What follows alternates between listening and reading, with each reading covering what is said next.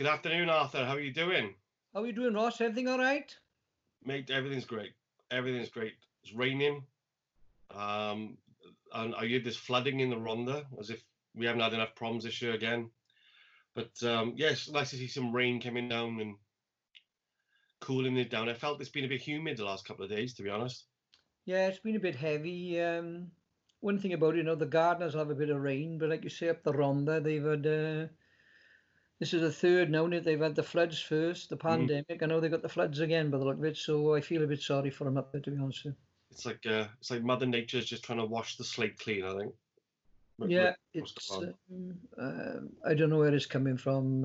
As I said, we were talking to John Wake earlier on, who was down in Cardigan, and it's coming across there like nobody's business. So we're very lucky around here, but there's like a sound of it. Yeah, I think so. I mean, yeah, well, like I said, we haven't had much down here in the bay, to be honest. No, well, it doesn't rain down the bay, does it? No, it's not allowed. It's That's very why we pay rare. council tax. We pay council tax.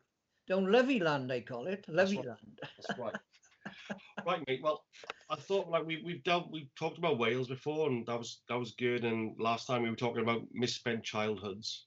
Yeah. But I thought maybe we focus probably a bit more on the writing this time. And I thought what we could talk about is inspiration. That your muses, the light bulb moments, what drives you to create. And what I want to do with you especially is I want to know when did it start for you? When did you decide I am going to write something? It was December 2016. It's very specific. I was 66.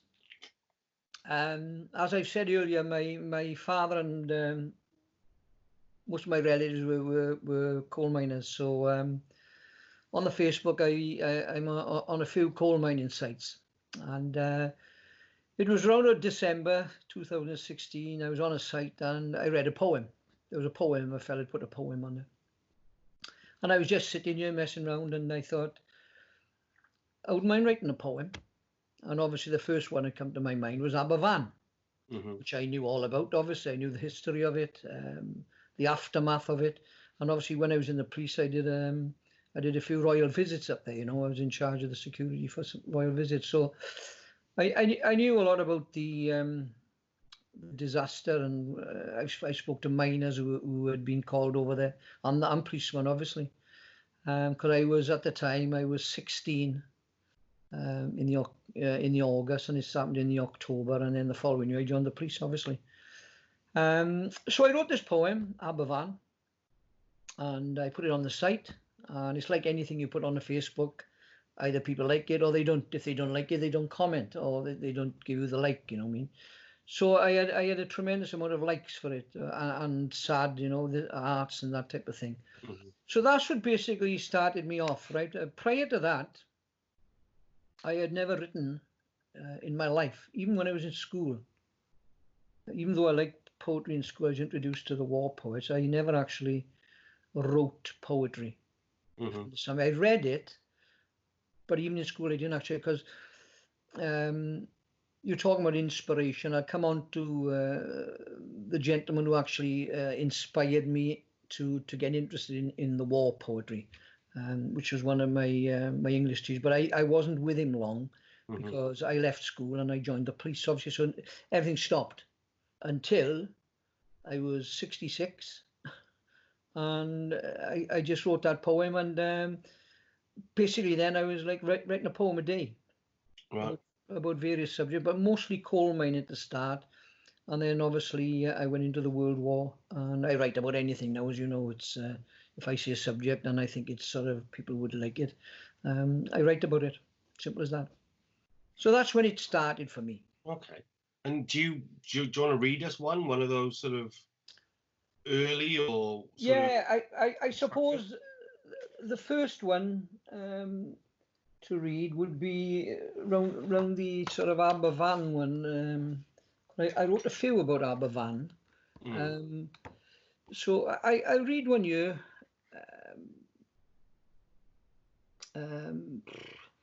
I do the Park Slip poem I wrote, which is, it was a mine between Cefn Cribw and Aberkenfig, just outside Bridgend, and there was a disaster there where a lot of miners got killed. And I thought, well, I'll do a local one, which I've given. It's in the nature reserve now, but a park slip, because it's been turned into a nature reserve. It has. So this is one of them. This is the one I wrote for Park Slip, and it's titled Park Slip Remembered. 112 at peace in heaven. In their day, the heartbeat of Kevin. Park Slip the mine, where they all worked. Way down below, their destiny lurked. Men and boys taken that day, fire, damp and flame, the usual way. Generations lost without any say. Deadly fire and gas took all the air away. 2 miners were rescued after the blast. No hope for the rest, the future now past. Hampered by falls, the rescue continued. The following day, hope came to the village. Voices were heard deep in the mine. A miracle, rescued at least 39. Some solace for those that were weeping. Heartbreak for those loved ones sleeping. Still to this day, Kevin mourns the begotten. Those lost souls never forgotten.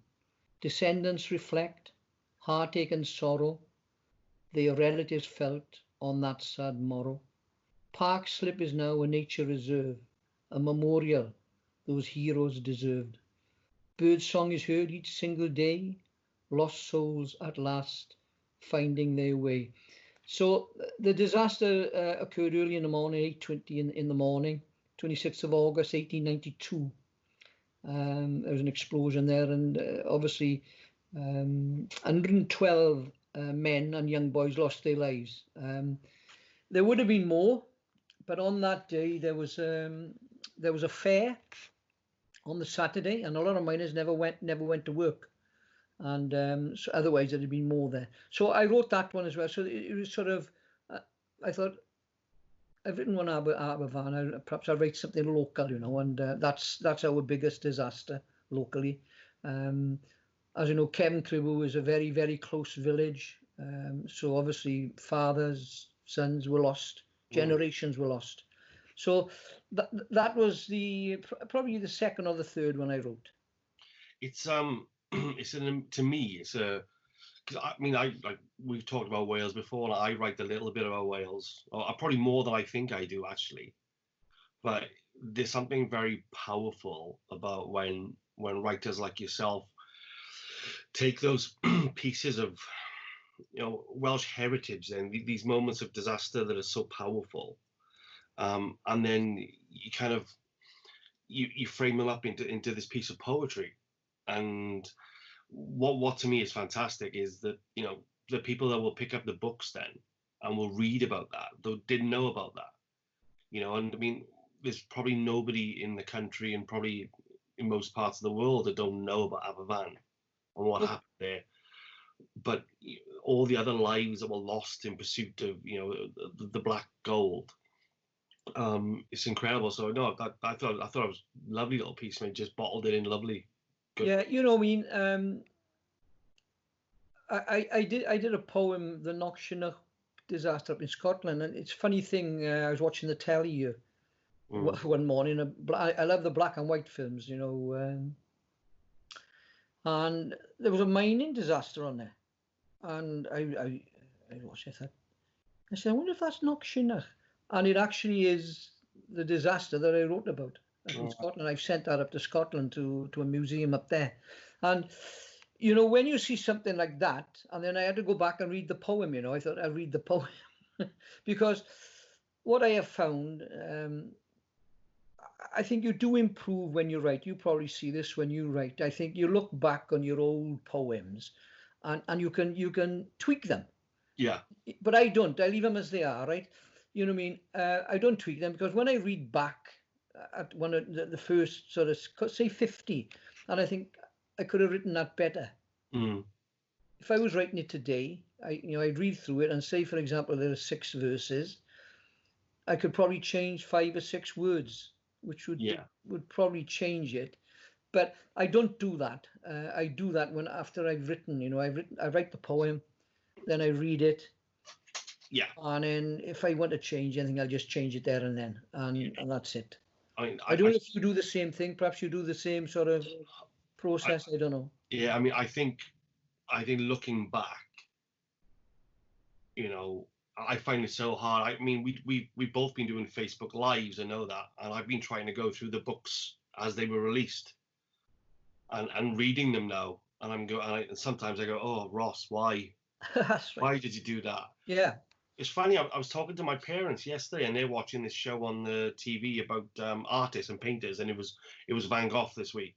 Who I love Van Gogh. This is amazing, and my mother was telling me that one of the reporters on there was talking in another program about the Mona Lisa, and my mother just dropped this little bit of information. I don't know much about that. I mean, I've seen the Mona Lisa, but I didn't realize that the main thing about the Mona Lisa is it's not finished. No, exactly. And it was 36 years. It was a commission he took, apparently, to paint somebody's wife that he knew, but he never finished it. No. And I'm guilty of that. I am guilty of that. Are you? Oh, when I submit the book, I am still hanging over it. I'm still hanging over it. The main thing I've done, because we've had a bit more time because of lockdown, and I'll show you this now, is that I've recorded my own audiobook, right? Oh, I got you. And I'm going back and reading the old poems. It's been good for that purpose, right?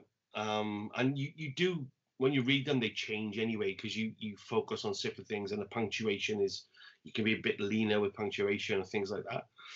But what I found now is that actually the process of reading my own writing out loud, recording it and listening to it back. Yeah. If I do that, when it comes to submitting a book for publication, I'm much more comfortable with it. Yeah. Just through hearing it. Yeah. Well, I it's not that I don't like reading my own poetry to the public or whoever when I give the talks, but I prefer other people to read my poetry. Mm-hmm. But I've noticed that that when especially when I've recorded poems that I've spoken, I find that my delivery has improved as well. If you can understand that, you know what I mean?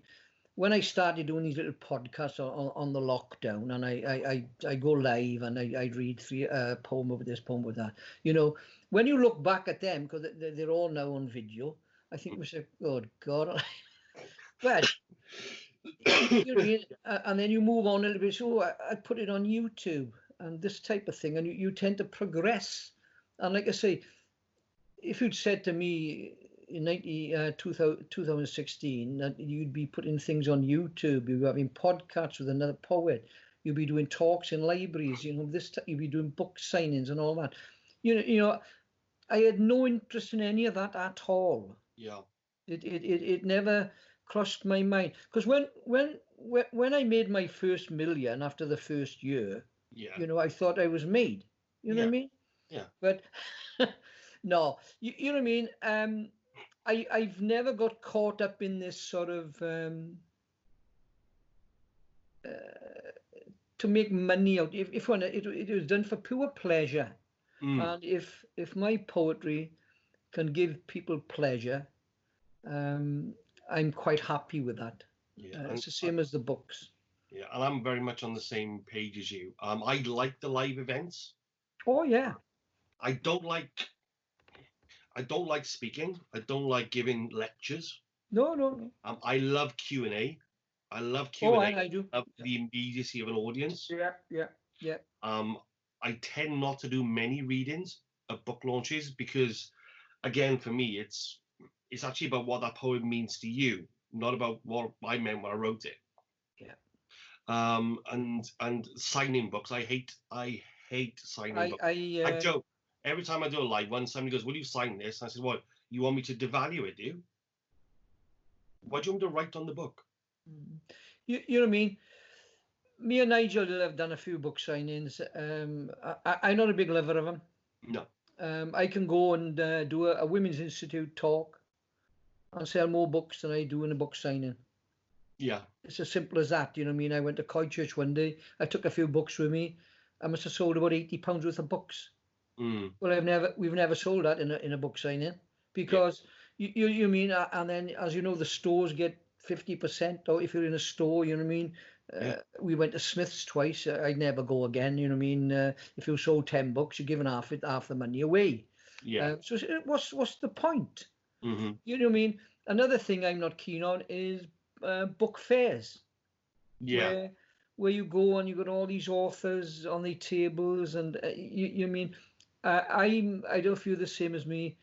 I'm quite hoping, right? If anybody rings me, especially about the crime thrillers, I will help. Mm. But I find a lot of these authors, I want to go, are very guarded in what, when you ask them something. Yeah. And I often wonder myself, well, why are you so guarded when you ask you a straightforward question? Mm. Why are you sort of standing back?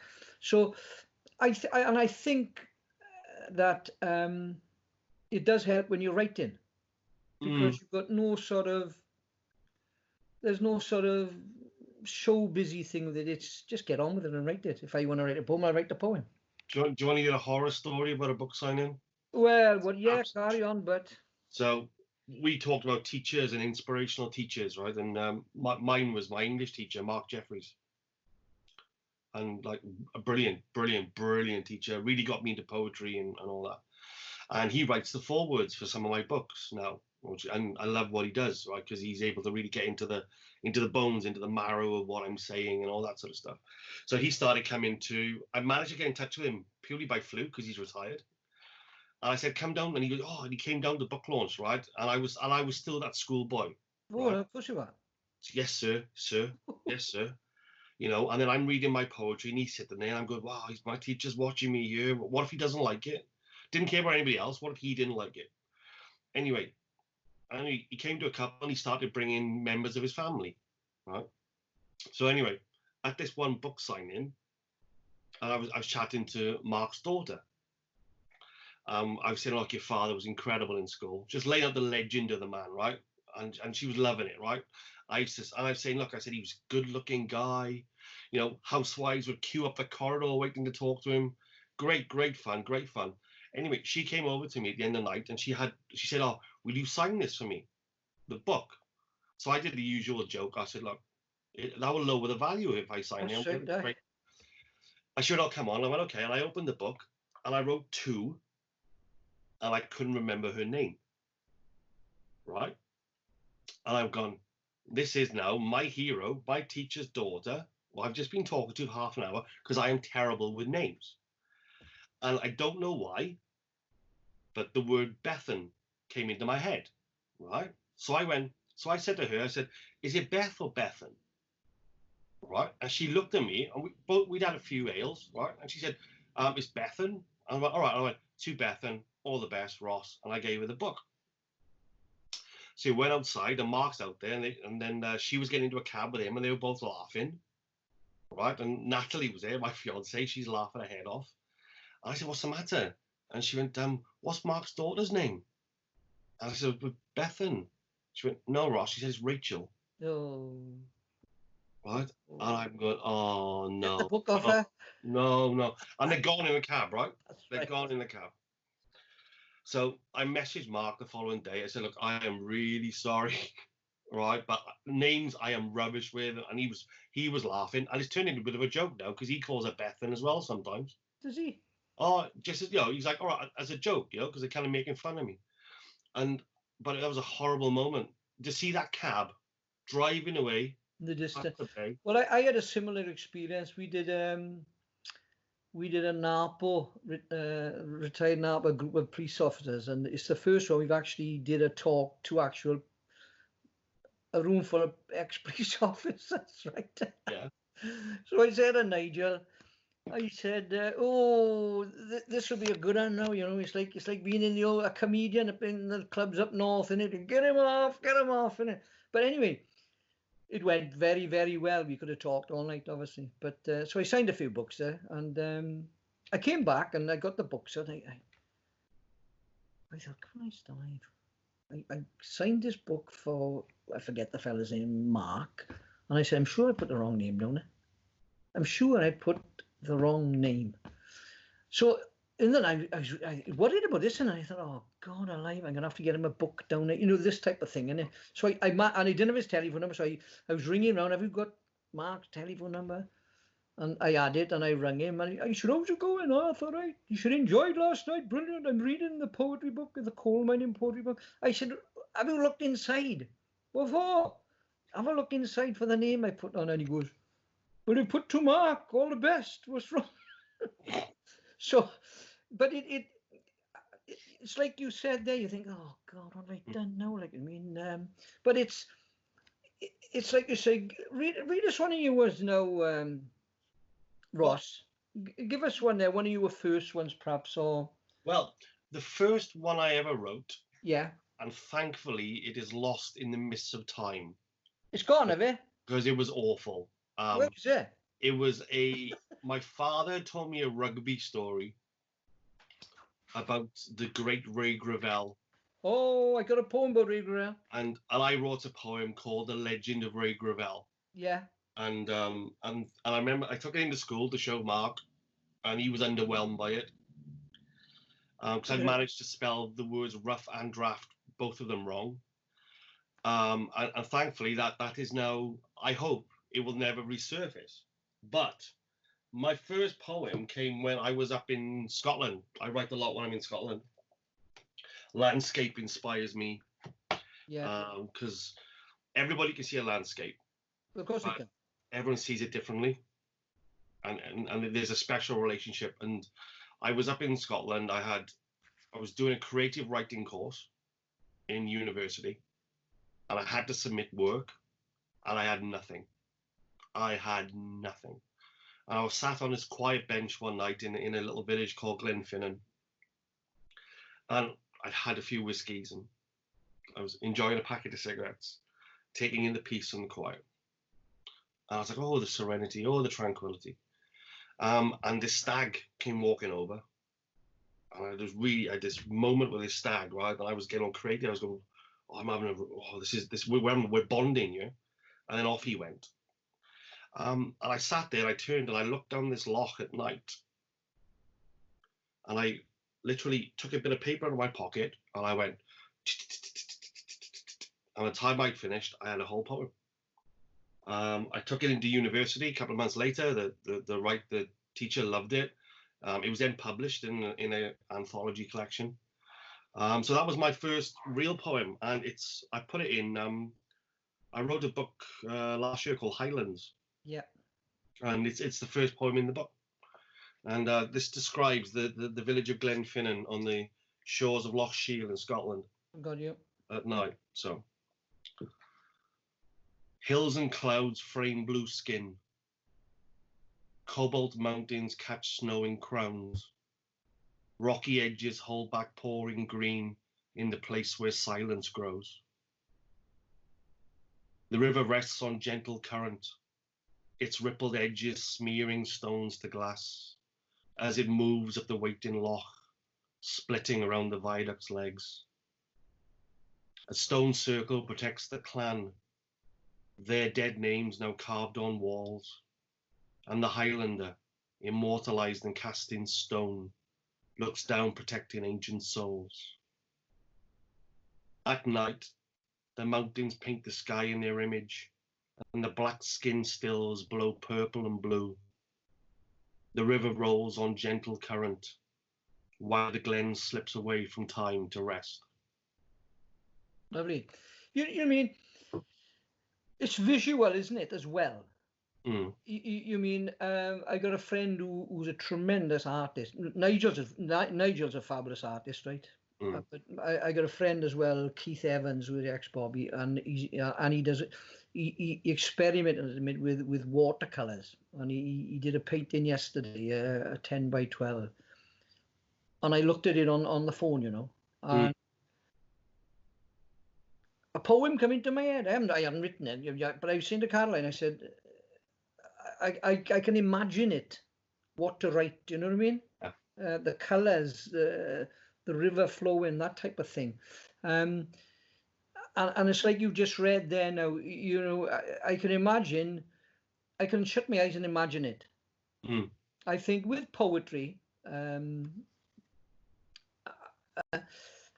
when I read a poem, after I've read it, I try to shut my eyes and just run it back, like rewind it. Mm. And if I can sort of visualize it in my mind, it's worked. It's like a book, as I was talking to you this morning about the book I'm reading, or I'm not reading it now, but Mm. I cannot get the rewind. Yes. Yeah, I read like 3 chapters and I can't rewind it because it's not there. You see, I get that with film. I'm Yeah, a massive fan of film. David Lynch is probably my favorite director, and everything he does is so textured and layered yeah, that. And I had a friend. He was trying to get me to watch this film all the time. He said, "Watch this film. You love this film. It's amazing." And I watched it, and the best thing I can say is I nothinged it. It did nothing, right? And I said to him, he said, "What did you think?" And I said, "Well, I really didn't enjoy it, to be honest." And he said, "Oh yeah, but you got to look at this and you have to look at this and dig this out and all this." And I said, "Okay." I said, "That's fine." I said, "But that film didn't make me care enough that I wanted to think about it." no, that's right. Right. So being complex is great. I mean, one of my favorite quotes is on my wall here from David Lynch, which is, you know, the more unknowable the mystery, the more beautiful it is. And I think that's an incredible quote. And Yeah, that's how he makes film and TV. But his stuff makes you want to go back, rewind it, watch it again. What is he saying? yeah, This film, for all its artistic perfection, yeah. didn't make me care. I often wonder, going back to films and TV programs. I watched the whole of the Gangs of London. Hmm. Right now, as you know, the director for that is from Aberdeen, I think, Yes, he is. Yeah, the Mark. Welsh boy. Now, Mark. he spent a lot of time out in Asia doing the sort of kung fu films, Hmm. and he brought that back into the Gangs of London. Mm. And you know, I mean, that didn't do nothing for me either, Mm. because it was like a London gangster kung fu. Like there were about 5 million people killed, no police about, and I thought to myself, yes, filmed brilliantly. Don't get the Mm. action; it's brilliant. But you haven't done nothing for me, because No. I like something with a good story behind it. You know, a good leading man or leading woman. Where you know, and Richard Attenborough does it. You look at Brighton Rock and all these things. You know, these films, these old Borstal films they're in. It's humanity, you know. What I mean, and it's flawed. There's a lot of flawed people in it. Bridge Mm. on the River Kwai and stuff like that. You look at it, you know, with Alec Guinness and stuff. Bit No. flawed at the end, years. But when you like 8 episodes of just mayhem, Mm. Yeah. um, and the main character in it is like he's supposed to be one of these hardened gangsters, and he's just, as far as he's just, well, he's no gangster, like, you know what I mean. His father was a gangster, but he's not, like. And so you know, I like to rewind, and this is why I can watch some of these films 10, 15 times. Mm. But it's the job, isn't it? It's the job of the writer, whether that's prose or poetry. Oh It's yeah, the job of the artist. It's the painter, the songwriter, the director. The job is to make you care of course about it it, is. to make you engage with it. And once you've finished watching it, or watching looking at the picture, you know, the portrait or whatever, you come away from it thinking, you shut your eyes, you think, like the Mona Lisa. You mentioned the Mm. Mona Lisa. You know, what I mean, I bet if I went to a gallery and saw the original Mona Lisa, I'd sit and watch it, look at it, and then walk away and shut my eyes, and she's there again. Like, It's I saw it last year, and I feel shallow for this. My first reaction was, look how small it is. yeah, it's right. Yeah, It's not very big, but actually, it does it. It's the actual thing is haunting because the closer you get to it, like there's a presence in it. it pulls you in. It does. Yeah, it's Pulls you in. incredible. It's incredible. And if he'd kept the beard on her, I think it Yeah, would be even more. I think even more people would be queuing up to see it. But no, but it's like Constables, the Hayway and stuff. You look at it and it's alive. Well, I keep going back to Starry Night, Vincent van Gogh, Oh, Starry Night. You know, yeah. I can look at that for hours and And hours. then you go from that, like we've spoken before about songwriters, and you listen to Don McLean's lyrics of it, and you shut your eyes, Yeah. and you perhaps you got Van Gogh picture, Mm. get it, then you put and you shut your eyes and you think, yeah, it's Well, I mean, it's one of the greatest songs ever written. oh, you mean, and that's what I like, and lyrics again, you know, what I mean, I love the songwriters, I do, and as I say, I don't read a lot of poetry, very rare, but I do listen to music Mm. on YouTube and stuff like that. I mean, I love the way, like Albert Hammond. I like I very big lover of Albert Hammond, and I listen to his lyrics, you know, and there's a story behind it all. You know what I mean? If you dissect it now, you go on to talk about influences. Well, obviously, I got to go back to when I was 15, 16 for an influence in relation to literature.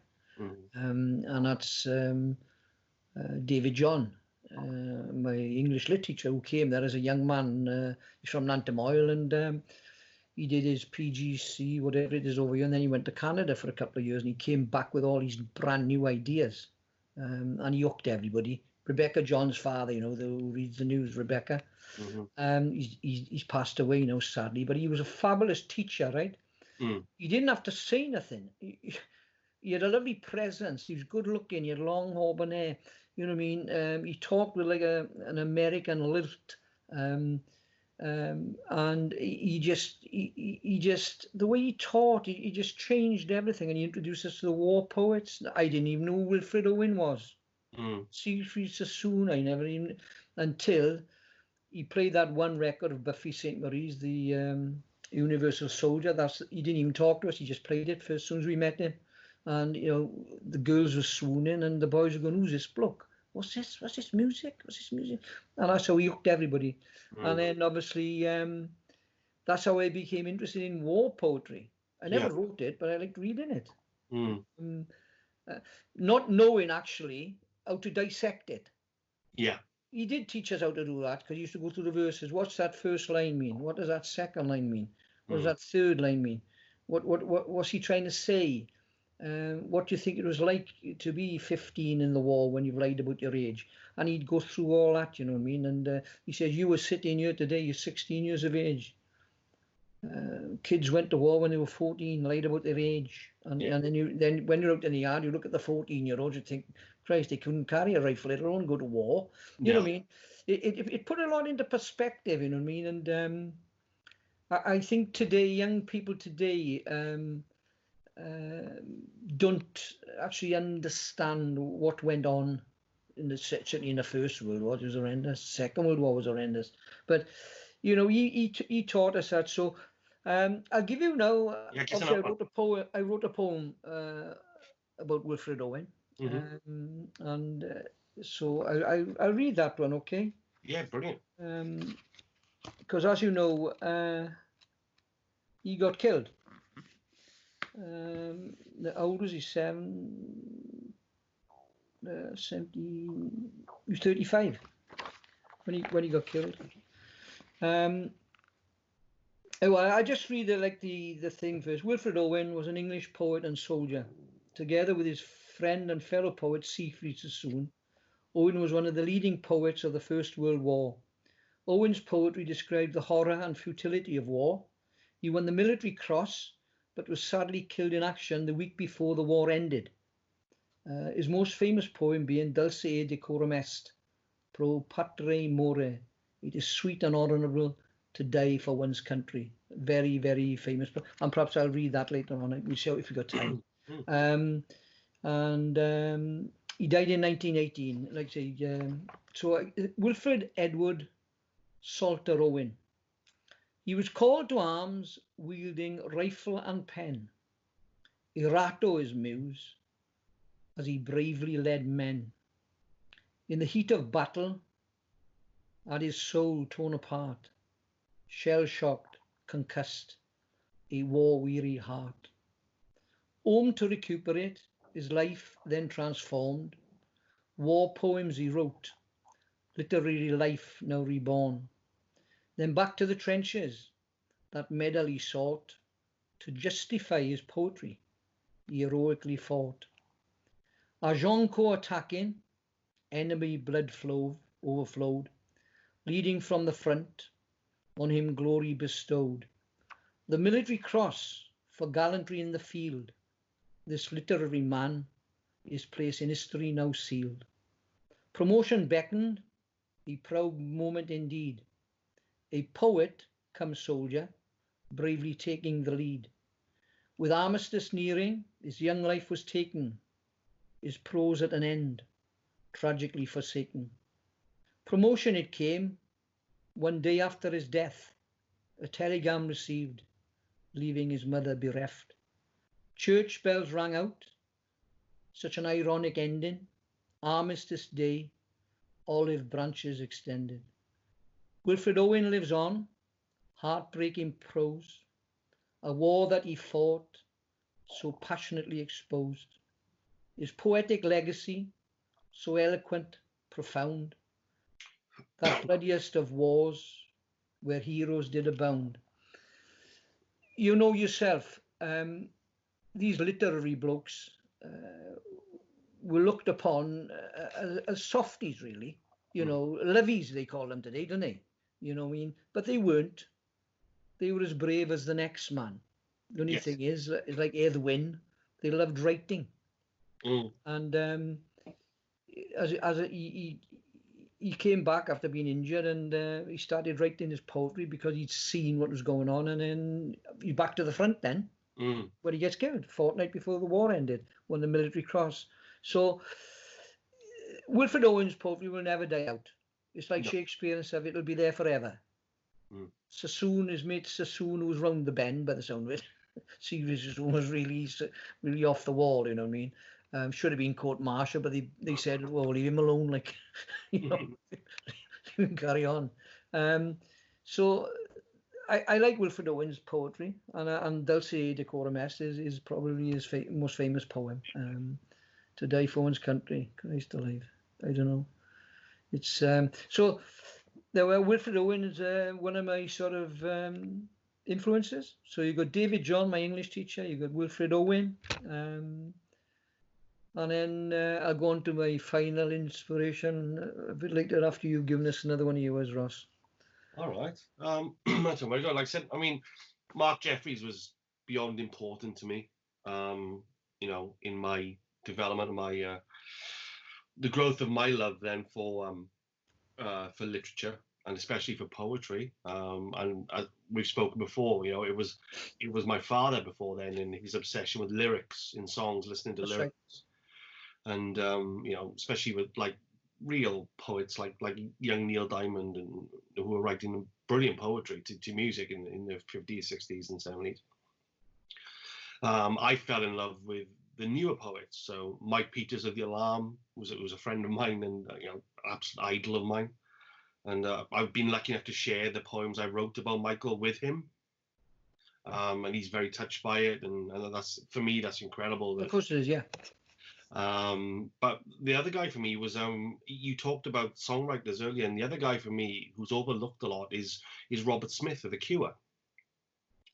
And there's a vision of The Cure that people have, that this dark, dreary sort of, and I did this to my father one day, because I listened to him. My father was like, turn that rubbish off. I can't listen to that. It's garbage. I'm like, no, Dad, honestly, listen to it. The lyrics are brilliant. I'm not listening to that. Because he didn't like the sound. He didn't like the voice singing it. So he wouldn't listen to it. So one day I sat in the room and I took a song by Robert Smith and I wrote it out. Right? I wrote out the lyrics by hand. And I took it down and said, Dad, what do you think of that? So he sat there and he read these lyrics, and he went, oh, that's amazing. He said, wow, who wrote that? That's amazing. Did you write that? I went, no, Dad, that's The Cure. Right? And he looked at me like, you've gypped me here. Right? But then what happened with Dad, this is a great story, is my mother told me this, and I've never let him live it down. when he was a young man, he went down to Cardiff to watch Roy Orbison. Loves Roy Orbison, right? So my mother didn't go for some reason. Anyway, he went down, watched Roy Orbison, come back. And my mother said to him, how was the concert? He was, he said he was incredible. You know, the big O, amazing, stood there, did his songs and all that. And my mother said, okay. She said, he said, was she anything else? And he went, no. He said, well, there was a support band. He said, but they were garbage. He said, they won't come to anything.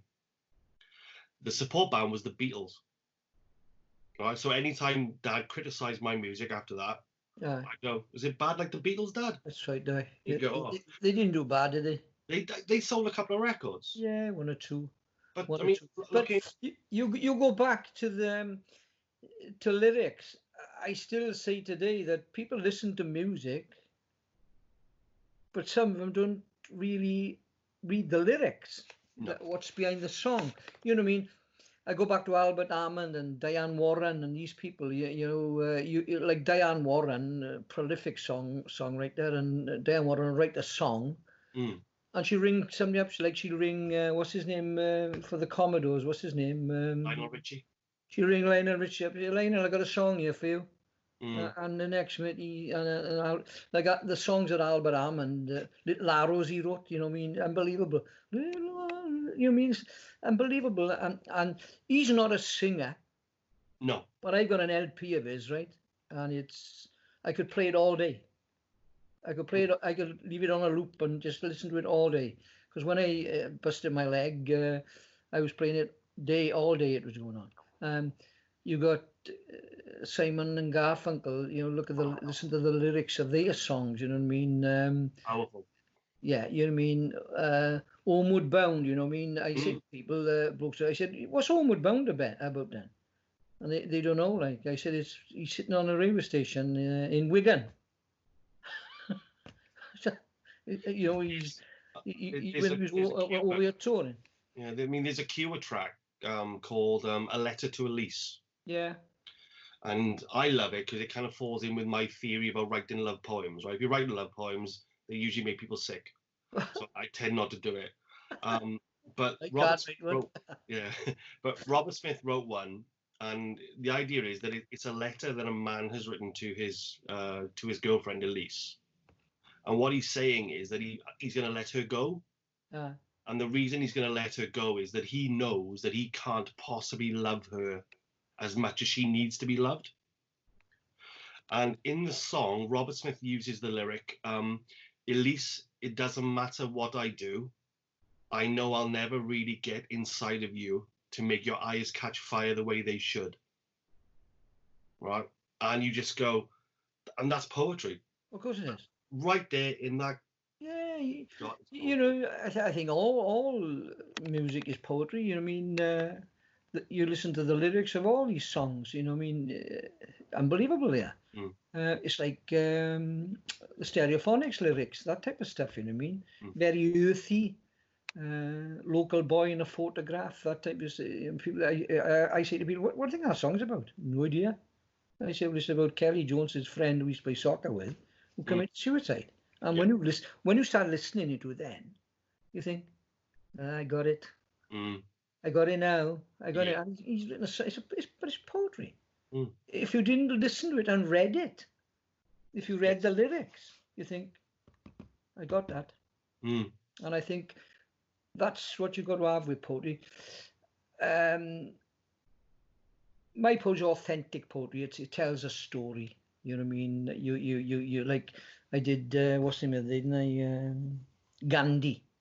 You know what I mean? And all people want to listen to Gandhi is the story of him, basically. What sort of man was he? Martin Luther King again. You just got to get that in there to hook them onto reading it. Yeah. Especially with authentic poetry, and with yours, and you got the scenery, you got the vision of what to look at. You know what I mean? They know Gandhi is, they know Martin Luther King, so they already know who he is. So you write 5 or 6 verses about them, and then it reinforces what they've heard about them and what they try to achieve. You know what I mean? But they all get assassinated. I don't know why. Yeah, there's a common trend, isn't there? Oh, it's unbelievable. There's a common trend. Luckily, we haven't got it in this country. No. Assassination, basically, per Well, se. you could be assassinated by the British media. Yeah, but not actually shot. I know they tried to blow Maggie Thatcher up, but they tried to blow everybody up. And you've got these things with the Russians and all that type of stuff. But I don't think we've ever actually had somebody actually try to shoot a politician or a film. John Lennon got shot in New York, didn't he? Yeah. You know what I mean, he never got shot over here, like. No. You know what I mean? You could walk the streets around here, nobody take any notice of him. No. But it's a different culture. It's it's a country on its own. It is. There's no other country like it. Christ alone. No, it's a unique place. But there we are. Are you going to give us one now? Yeah. So sometimes I I get kind of picked into things that are odd things inspire me. You mentioned pictures earlier. Yeah. And I remember when I was quite young. I remember a story about a young girl from the Iron Age, and they found her body in a peat bog, preserved not far from Prestatyn, perfectly preserved in the peat bog, but hundreds and hundreds of years old, and they called her the Prestatyn child. And I saw a picture and I read a few bits about it in a museum, and it really got me.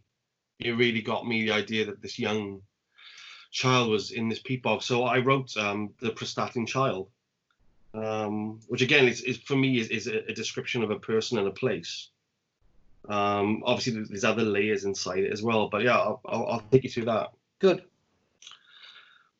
Unwrapped like Caesar and torn from earth's sticky rib, a bog-born child, moulder and taint by nativity spade.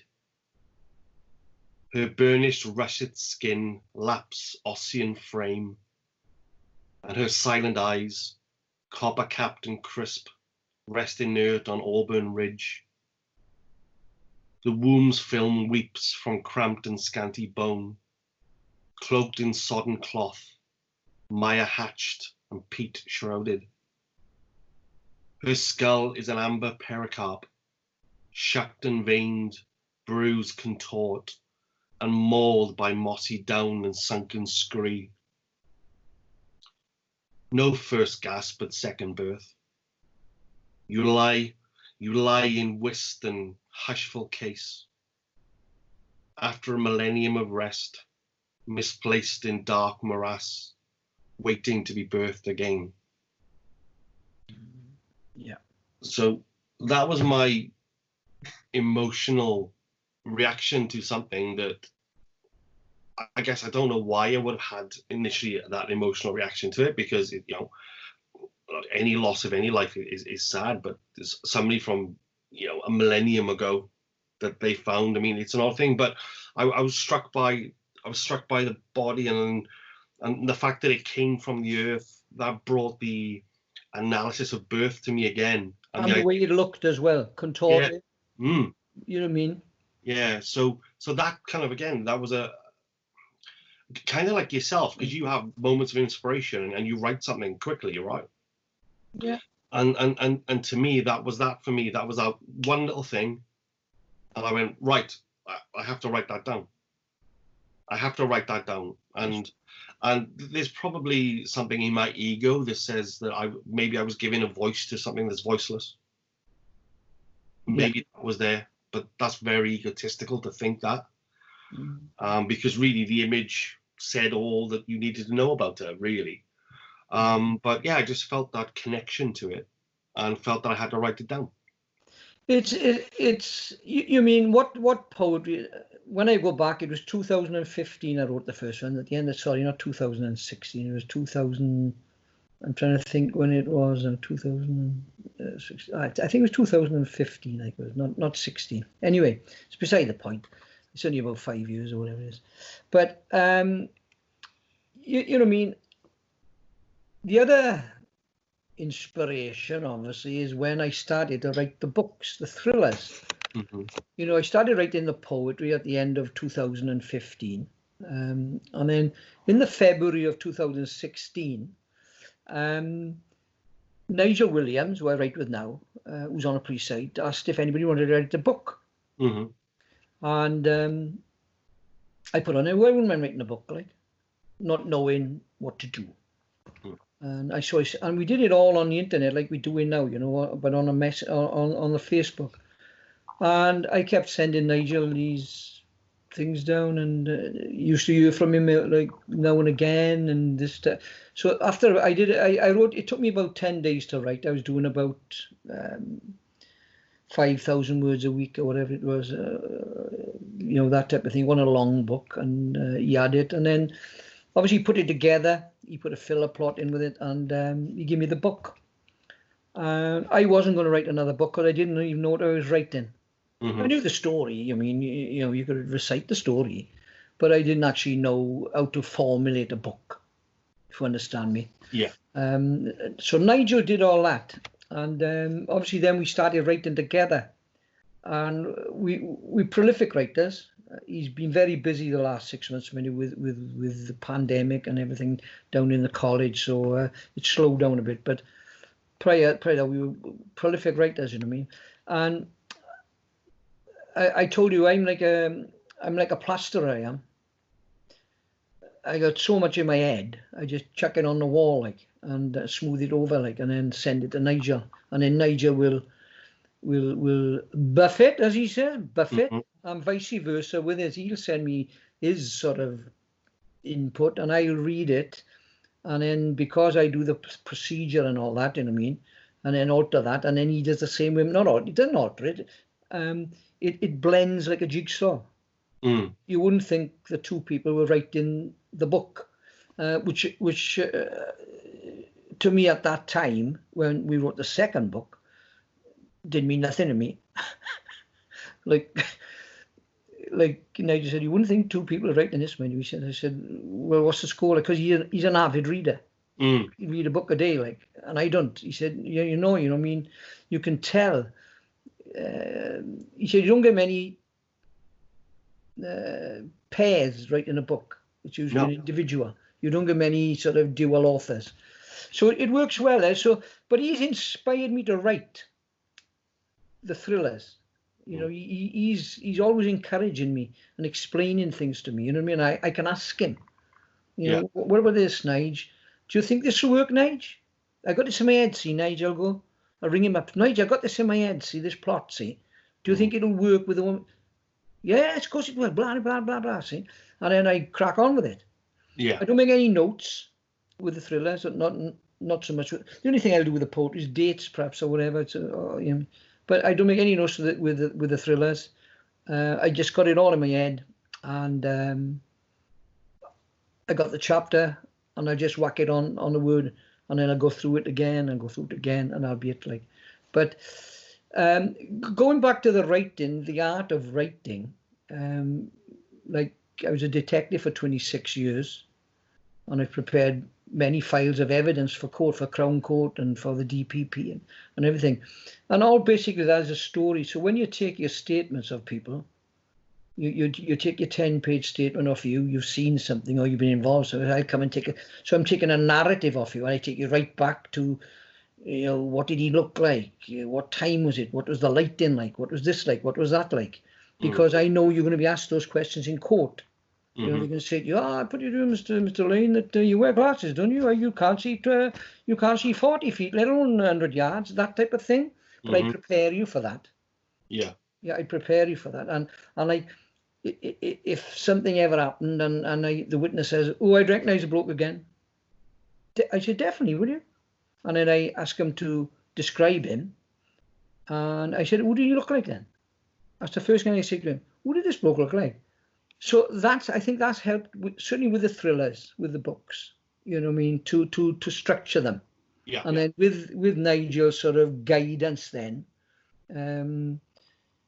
you sort of, you're on a treadmill then. You're going all the time now, you're like a duck, you are. Because I'm writing all the time, I am. I haven't written as much recently because obviously Nigel's on a go slow. He's on a go slow down there, he is. You know what I mean? If he's watching, shame on him. Yeah, shame on you, Nigel. You're on a goose. Pull your finger out, Nigel. But it's only because of what's happening. That's all that is, and he's got his family as well to look, to what he got. But I got loads in the bank, yeah, like for him, I mean, I got another 2 books in the bank for him. Well, plenty of work for when he wants to pull his finger out, right? But so a big influence. Bearing in mind, I never knew the man. Yeah. I never met the bloke until he gave me the book, the first book. I never met him. Mm. Never even spoke to him like this. It was always on the computer until we had a few phone calls. And when I met him then, I was very disappointed in his appearance. Well, who does he look like, Arthur? Nigel, very similar to you. Oh. With the beard. You mean... yeah, you mean when people have got beards, it's very difficult. I mean, he's got a shiny backside because he was a traffic officer. See, right. His trousers are shiny at the back because he was always sitting down. You know what I mean? And he got hemorrhoids apparently. I don't know about that. Okay. So, always sitting down. See, sitting down. See, you never see a detective with hemorrhoids. No. No, alcoholic. Mm-hmm. Having affairs, smokers, but never hemorrhoids. Never hemorrhoids. Never sitting down. Now we could cure hemorrhoids if everyone just became a detective. Right, yeah, little boy. Another one? Yeah.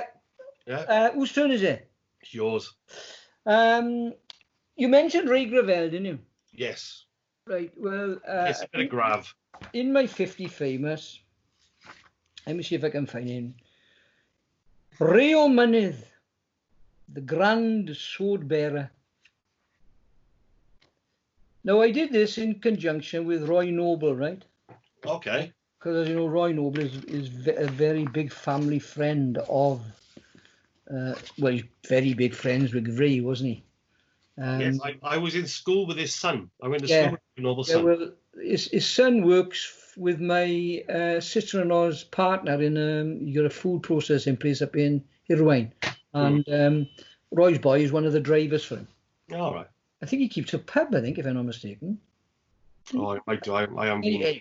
So anyway, I wrote this. I was doing the 50 famous, and I put on a Facebook like who would people would like, and obviously Ray Gravel came into. So I wrote it, and then I sent Roy Noble an email for him, and I said, if you want to make any alterations, just make them. Just tell me, and I'll order it. See. So this is what we came up with, but right. Oh, no. Called Ray O'Mynydd, Grand Sword Bearer. He was a crash ball centre, leaving nowhere to hide. With the heart of a lion, he played with passion and pride. Physicality is trademark, to which many can attest. He was a legend of the game, simply one of the best. Laid his body on the line in defence and attacks, was the youngest Turk ever to beat the All Blacks. Get the first tackle in early, even if late. This philosophy on the pitch, a real grab trait. Such a destructive player with ball in hand, breaking the line at young Phil's command. Wore his heart on his sleeve, shed many a tear, whilst wearing the feathers he played with no fear. When retirement dawned, many strings to his bow, broadcaster, actor, his full talents on show. At Gorsedd o Berth, a grand sword bearer, Welsh through and through, a national treasure. He fought many battles, the main one to live, but was taken too soon, having so much to give. A Welsh rugby talent, no one to compare, no playing in heaven, in a world without care. The Scarlets still mourn their hero, their prince, memories of tackles, making three-quarters wince. A rare diamond in the rough, he was so described. When his day came to pass, a nation all cried. And, you know, I mean, I sent that to Roy, and he made a few alterations, and then I put him in the book, and I gave the book to his family. Roy, I took it up to Roy up to Aberdeen, and he gave it to. I said, show him the poem first before anything's published, and they were over the moon with it. And when you do something like that, you know what I mean. I don't know if you're the same, but I've had people from all over the place asking about my poems. Can I have it? Can I have this poem? I said, yeah, you can have what you like. Norma Gregory, she's a professor up in Nottingham. She's doing a thing on black coal mining when they came over from Windrush, and she gets in touch with me out of the blue. Mm-hmm. She said, I've read some of your coal mining poetry, Mr. Cole. I said, oh yeah. I said, will you write a poem for me about Gedling Colliery? I said, where's Gedling Colliery? It's up in Nottingham. She said, it's the first pit that the Caribbeans went down. It's called the Pit of Nations. So I said, yeah, I'll send it to you now. So I just go onto Gedling Colliery, and read it what it was, and then I sort of put the amalgam of, bearing in mind my father's best friend was black, and I knew what his attitude was like, well, his humour, and I just put it all together, and I sent it up to her. I did two for her, and they're in the museum which goes around the country. It's the Black Mining Museum. It's due to come to Big Pit now, I think. Supposed to come this year, but I think it'll be next year. And they got him on. They put him on the big white chalkboards, the two poems. And one of the first miners who went down the pit there actually read the poem. I think he's about 90 years of age. I think no, but so the poetry goes all over the world. Make no bones about that. You know what I mean? I did one of the actors, Hopkins and Burton, and I get people from America. Can I share it? Do you like with it? Do you like with it? It's a material to me.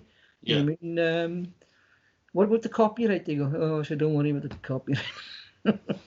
What about? I said that's only on there so that people don't put it in the paper or something like that, or reproduce it in the paper. Like, I mean, that's all that's on. For normal people, you just shout like. Yeah, of course, yeah.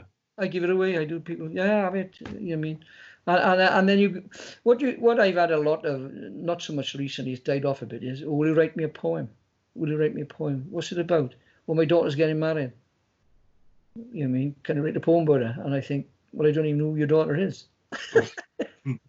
So I said, you've got to tell me something about her, like, and they do. It's like a friend of mine wanted me to recreate him going underground when he was 14 with his mate up in the Ocean Colliery at the Garrow. And he said, "Oh, can you write me a poem? Take me back. Can you take me back?" I said, "Well, tell me about it then." And we talking now. And he mentions the dust, the heat, the this, the that, the men stripped to the half, and "Oh, you're going, boy, all right, what are you doing?" No. Whitewashed walls, that type of thing. He thought it was all black and dirty down it. Going up in the cage, I said, "What's it like going down in the cage?" "Ooh, rattling, banging, crashing." I said, "Yeah, that's right." Well, I said, "What's the first thing you did when you got out to the cage?" Spit. We were black," he said. I said, "Of course you were, because of the dust. And it's so warm down there. So you go down like we are now, and you come back up, even if you don't do anything, you're covered in fucking soot." So I said, "I'll send it to you now." So it took me 20 minutes. I sent it up to him, and you swear you give him £1 million, like. You swear you give him £1 million. He said, "I've read it, shut my eyes, and I'm there." Yeah. I said, "Well, there we are. Happy days."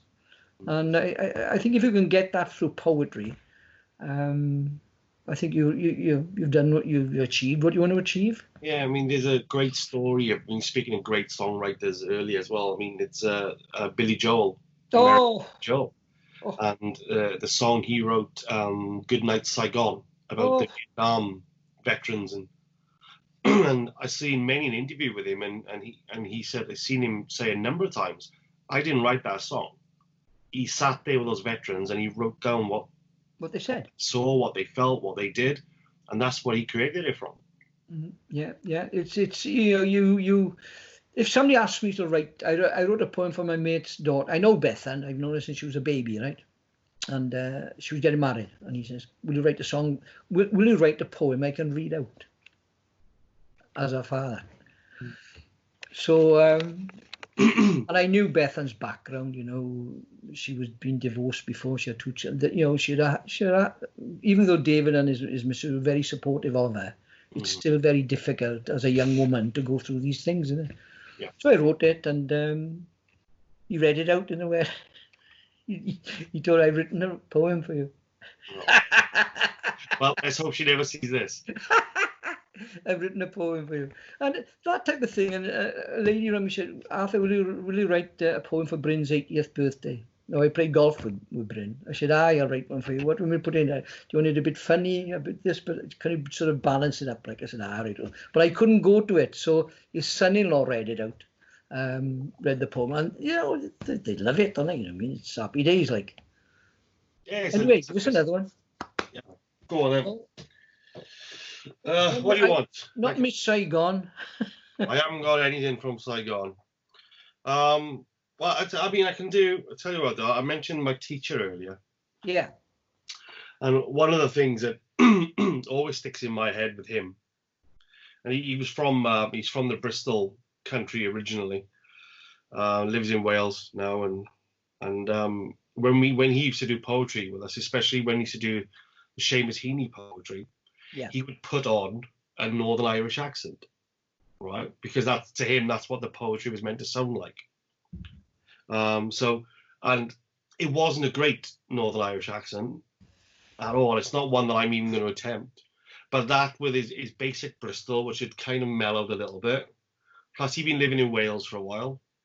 So, but he was an amazing guy, very engaging guy. And when I wrote the Fly Tipping, I wrote 2 poems, and well, it's 2 parts of 1 poem, and it's called The Bristolian from Derry. And it's basically memories of a great teacher, and it talks about him, and it talks about what I remember being in the classroom with him. So yeah, I think it's a fairly long one, but we'll get through it. Go on. Yeah, well, it's nice, because I might write one. You might have inspired me to write one about Di John, see? All right, we'll have a go. Well, let me know what you think of this. This is The Bristolian from Derry. I think of him often. I always have. Reaching back across time's foggy rippled tarn, I take my mind its sidearm and I cast it skimming, grazing the basin's statured flats, to ladle thoughts a score behind, and cradled within the most hooking reflections of my youth. Looking back from here, above my scrawling pen, where I rhyme and script and maul my shades, I wonder if he still weighs my print, if my words could draw him west to taps banks and parlance, as I etch and ink the scar of the world he shaped for me, in well-worn runes off long halls near Valley's Lid. And the lesson. I remember how easily he exchanged